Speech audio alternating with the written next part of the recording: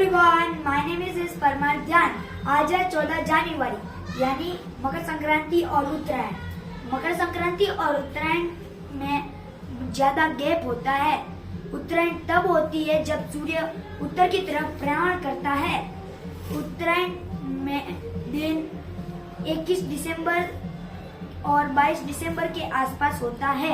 इस दिन दान का बहुत महत्व है।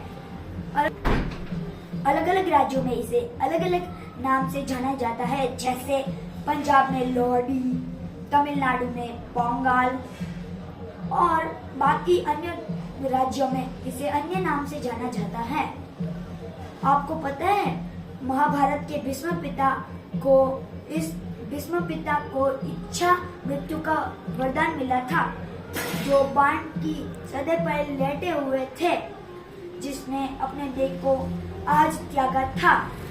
आभार।